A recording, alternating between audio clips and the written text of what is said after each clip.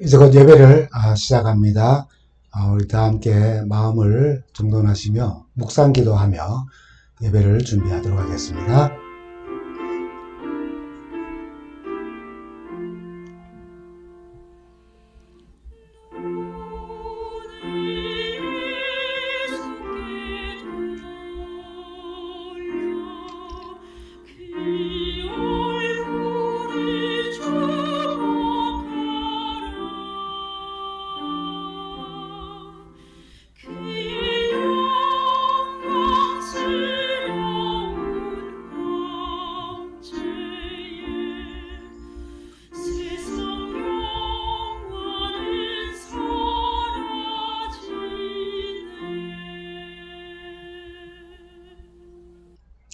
성도 여러분, 한 주간 잘 지내셨습니까? 오늘 우리가 함께 나눌 말씀은 내일 어머니 날에 맞춘 말씀입니다. 어머니 날을 맞으며 성서의 어머니들 가운데 오늘 우리에게 귀한 모분이 되는 한 어머니의 삶을 조명하며 그녀의 삶을 통해 고난 가운데서 하나님이 어떤 분이신지를 알려준 그런 어머니라는 제목으로 말씀을 나눕니다. 우리 조선 전통 문화에 아이를 낳지 못하는 집에 팔려가서 대신 아이를 낳아주는 여자를 일컬어 씨바지라고 불렀던 그런 문화가 있었습니다. 지금도 그런 씨바지의 형태가 있다는 기사와 뉴스를 보면서 마음이 참 찹찹함을 금할 수가 없습니다. 더군다나 요즘은 냉동 어떤 그런 기술을 통하여서 이 정자와 난자를 이렇게 매매하는 그런 경우들도 있고요. 또 기증받기도 하기도 하고요. 어쨌든 옛날 돈풍께나 있는 집에 남자아이가 없어서 후사를 잊지 못하면 씨바지를 드리고는 했는데 가장 불행한 이야기는 여성이 장애를 가진 경우입니다. 여성과 장애. 그로 인해 가난한 집에 아무런 도움도 주지 못했기 때문에 씨바지로 팔려가는 그런 거역할 수 없는 운명을 가진 그런 여인들의 이야기죠. 마음 아픈 사실은 어차피 혼처도 없고 막상 시집을 가는 여성의 의사는 전혀 고려의 대상이 되지 못했고 아이를 낳은 후에는 적당한 시기를 골라서 약속된 돈이나 재물을 내주어서 보내기도 합니다. 돈도 없는 집에 속아서 들어간 분들은 억울하게 식모살이를 하였다는 그런 이야기들도 있죠. 나중에 그 아들 혼례에도 부모 자리에 참석하지 못합니다. 호적상 아이의 엄마는 따로 있기 때문입니다. 우리가 잘 아는 성경 이야기 가운데 똑같지는 않지만은 이 비슷한 이야기가 창세기 아브라함 이야기에 부분적으로 나옵니다. 그림은 아내 사라가 이 아들을 얻기 위해 몸종인 하갈을 남편 아브라함에게 인도하는 그런 장면입니다.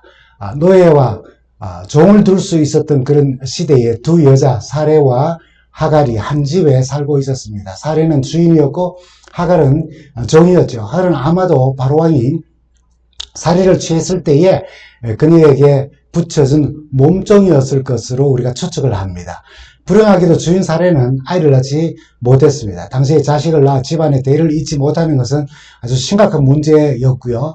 또 성경시대에 이 메시아 탄생의 기대 또한 그 안에 아이를 낳는 일 안에 있었습니다. 그런데 사례는 남편 아브라함으로부터 하나님께서 그들에게 아들을 주시겠다고 약속을 하셨다는 사실과 또 그것을 음성으로 또한 들었다는 이야기를 듣게 됩니다. 그러나 세월이 지나는데도 아무런 조짐도 없고 이미 폐경이 된 사례는 자식을 낳을 수 없다는 사실을 잘 알고 있었습니다. 그래서 하나님이 폐경된 나의 입장을 잘 모르시나 보다 라고 생각했는지 또는 하나님을 내가 좀 도와드려야겠다라고 하는 생각을 가졌는지 모르지만은 스스로 생각해낸 것이 16장 2절에 이렇게 기록되어져 있습니다. 사례가 아브라함에게 말하였다.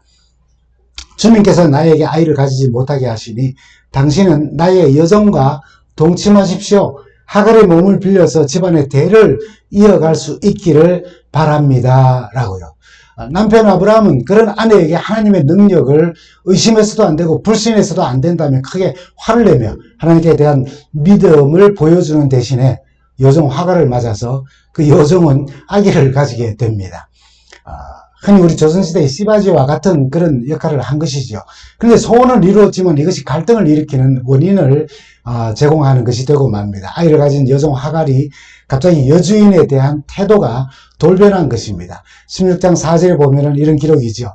아브라함이 하갈과 동침하니 하갈이 임신하였다. 하갈은 자기가 임신한 것을 알고서 자기의 여주인을 깔보았다. 멸시하였다.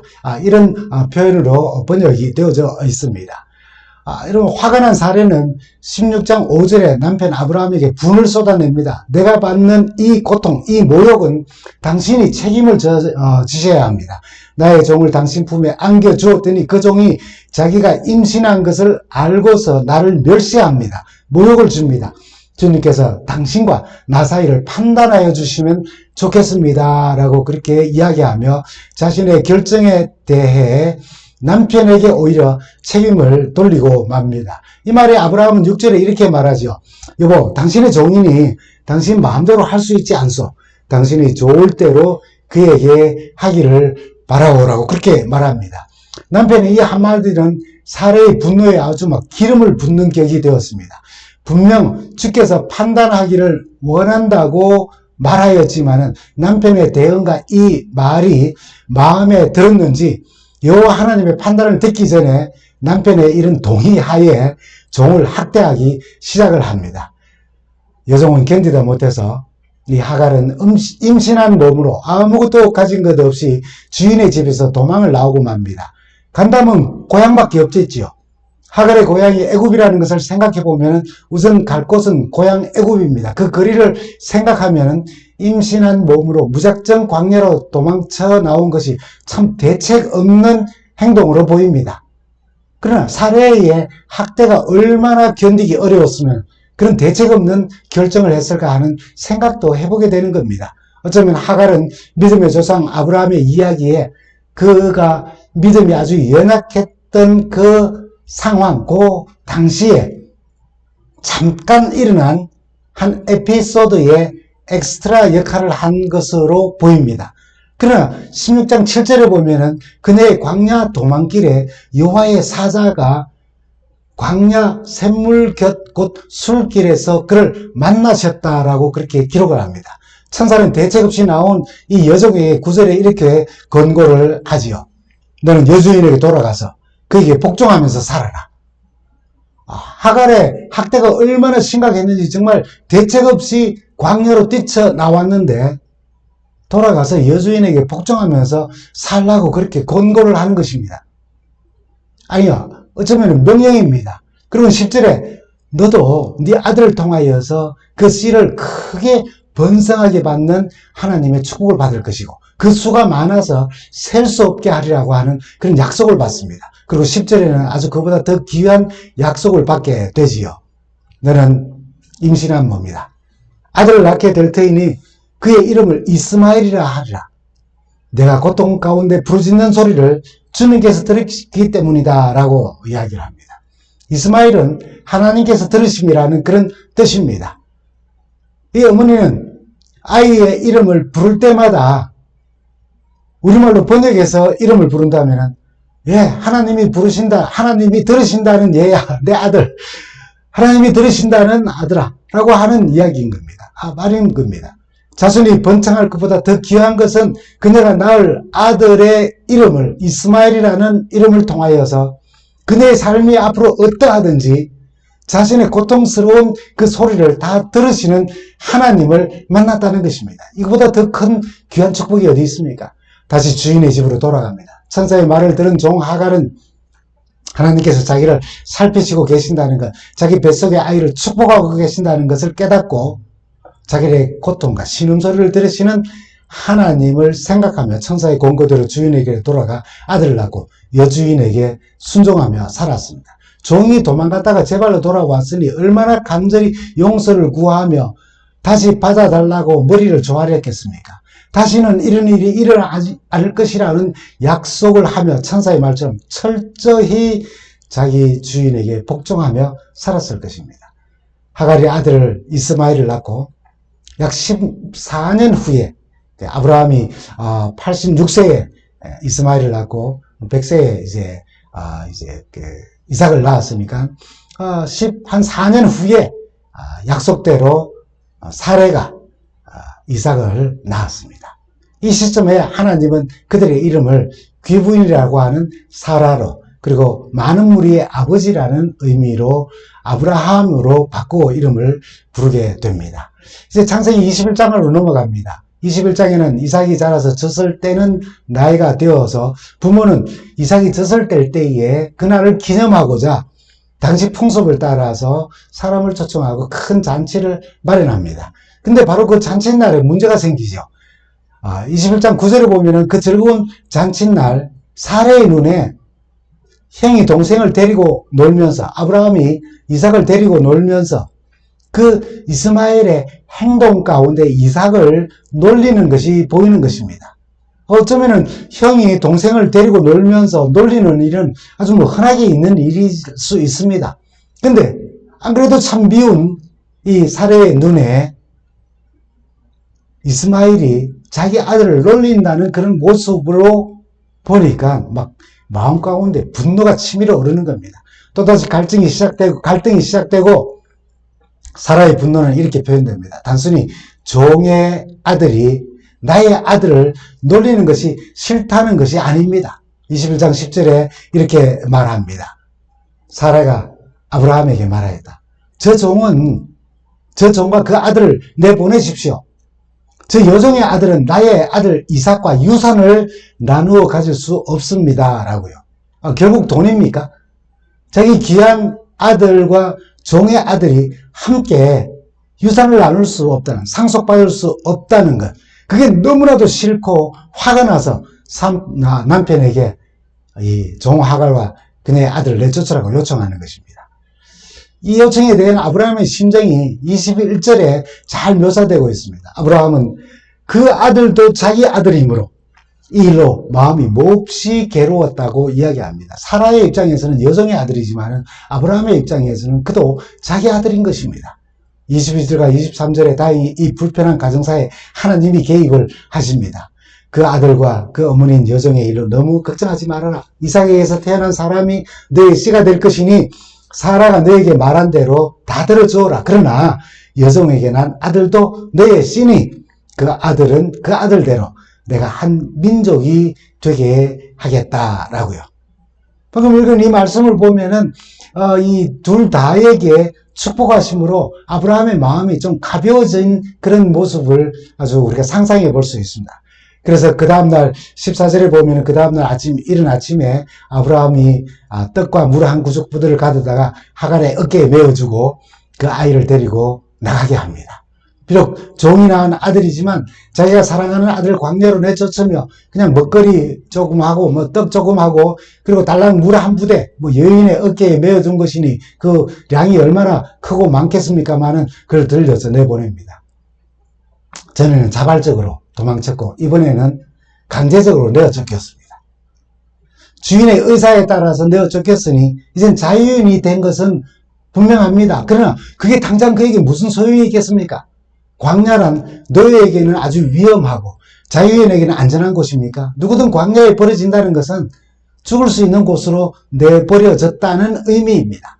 이제 하갈은 여종이 아니라 한 아들의 어머니로서 어쩌면 멀고 먼 고향 애국을 향해 아니면은 어딘가 정착지를 찾아 광야로 들어선 것입니다.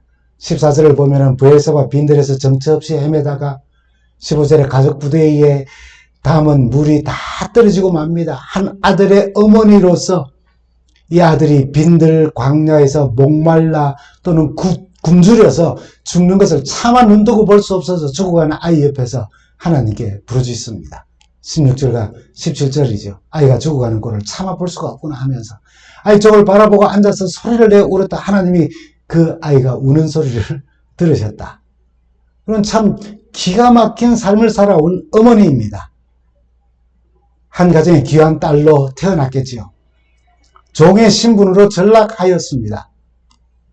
이방인의 가정에 종으로 팔려갔습니다. 그리고는 이제 한 아이의 어머니가 되었습니다.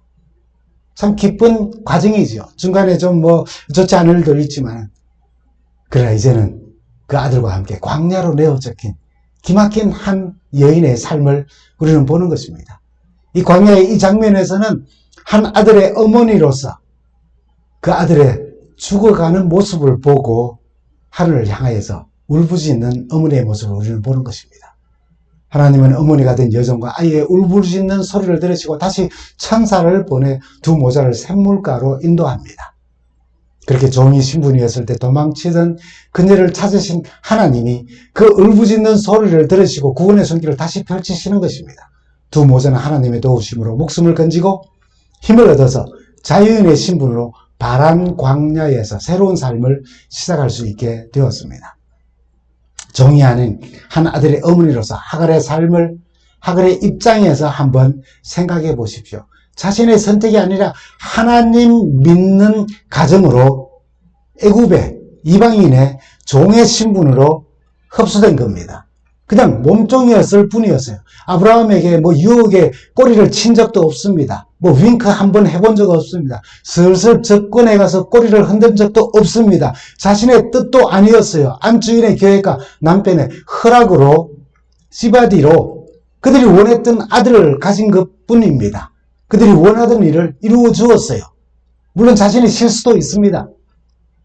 아기를 가진 후 주제넘게 안주인을 무시하고 깔보았던 잘못으로 학대를 당하고 도망치기도 하였지만 천사의 지시에 순종하여 다시 주인의 집으로 돌아가 머리를 조아리며 전적으로 복종하였으며 애들이 자라면서 서로 약 올리고 다투기도 놀리기도 하는 것, 그러면 다반사이지 않습니까? 애들 문제로 상속 문제까지 연결시키더니 강제로 쫓아내어서 다시 그 광야에서 죽을지도 모를 고비를 지금 넘기고 있는 것입니다. 생각해 보십시오. 자신은 이방 여인입니다. 애굽 출신의 종입니다. 하나님을 몰라요. 그런데 하나님을 믿는 가정이 자신을 이렇게 대한다는 처사에 대해서 얼마나 큰 분노를 느낄 수 있는 상황이겠습니까? 아브라함이 믿는 하나님이 누군데 왜 그 하나님이 애굽인인 내 인생에 들어와서 내게 이런 일이 일어나도록 허락하시냐는 거예요. 분노할 수 있는 장면입니다. 도망쳐 나왔을 때 만난 그 천사의 권유를 거절하고 그냥 나는 내 인생을 살겠습니다 하고 고향으로 돌아갔더라면은 하는 그런 후회도 있지 않았겠어요? 그녀가 한 탄식의 내용은 성경에 기록되어 있지 않습니다. 그러나 그가 부르짖은 하나님께 부르짖음이 어땠을까요? 아마도 하나님, 당신은 내 고통을 살피는 분이라고 아이의 이름까지 지어줬지 않습니까? 내 아들에게는 또 복까지 주시겠다고 했는데 이 광야로 내어쫓으니 이렇게 타는 갈증과 줄여서 죽는 우리를 그냥 내버려 주십니까? 하는 원망과 하소연이 섞여 있지 않았겠습니까? 어쩌면 자신의 삶을 한탄하면서도, 어쩌면 아브라함과 사라를 막 욕하면서, 어쩌면 하나님을 원망하면서도, 그러나 무엇이 그로 하여금 하나님을 향하여 울부짖게 하였을까요? 그녀의 아들이었을 것입니다.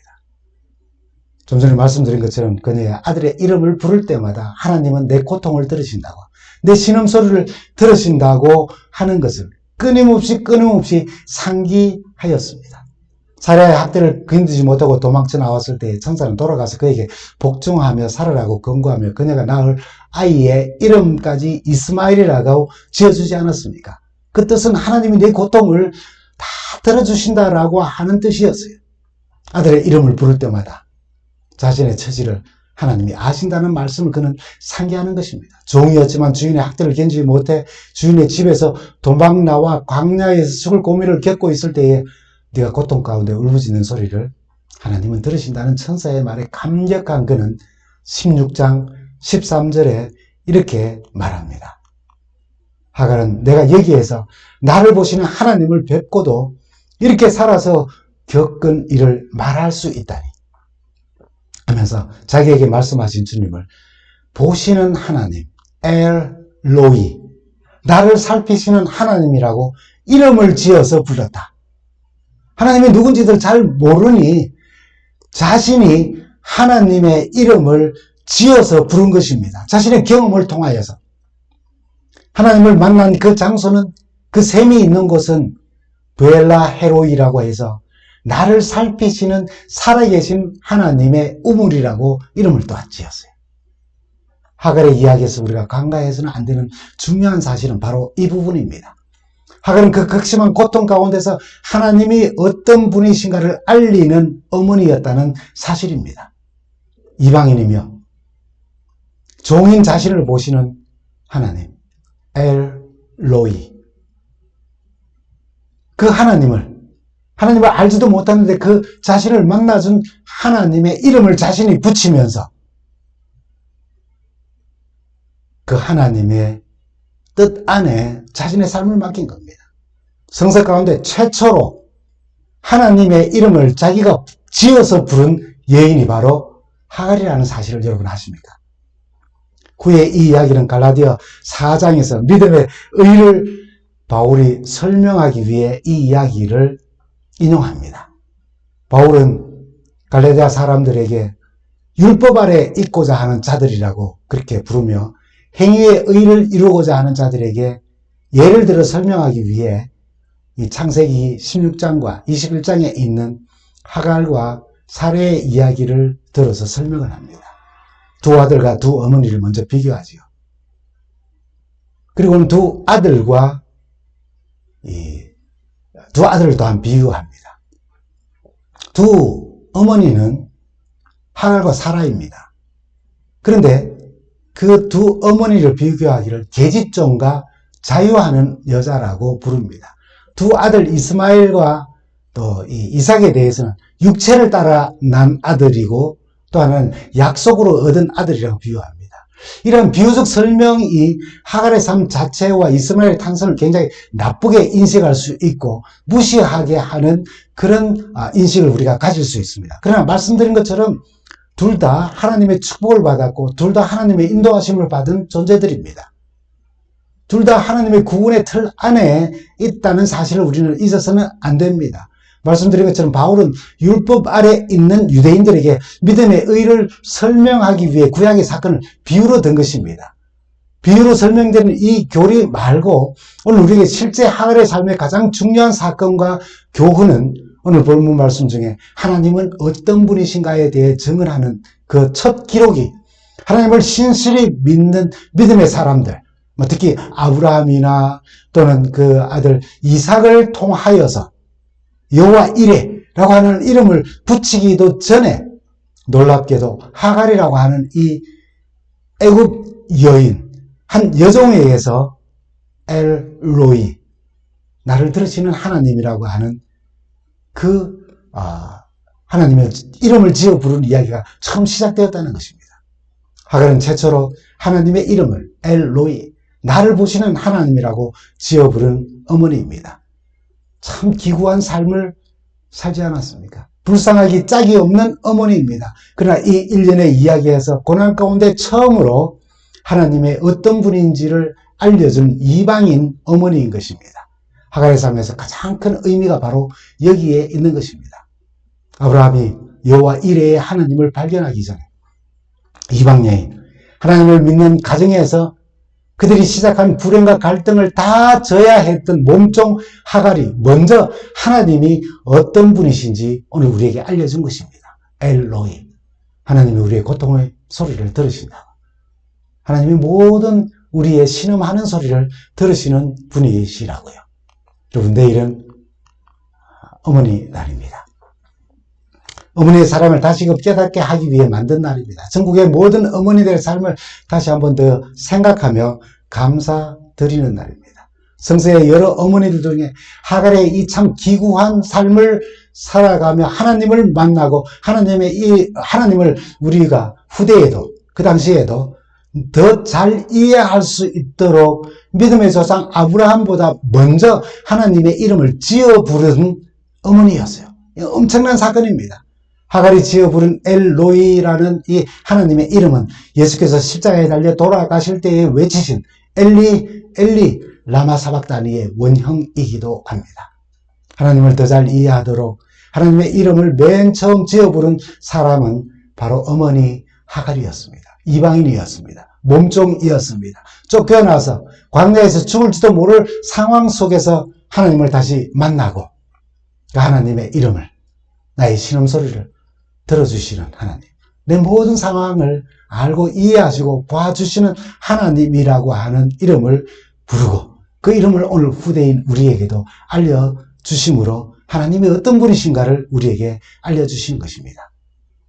어머니들의 말할 수 없는 수고와 또 모든 견디기 힘든 어떤 어려운 상황에 대해서 나를 살피시고 내 신음소리를 들으시고 내 모든 사정을 아시는 하나님, 엘로이 하나님을 우리도 발견하고 고난 가운데 있는 또 다른 누군가가 그 절망 가운데 하나님을 만나고 하나님을 더 잘 이해할 수 있도록 하는 그런 어머니의 삶을 살면서 다시 오시는 우리 주님을 만나고 백배 되기를 간절히 바랍니다. 감사합니다.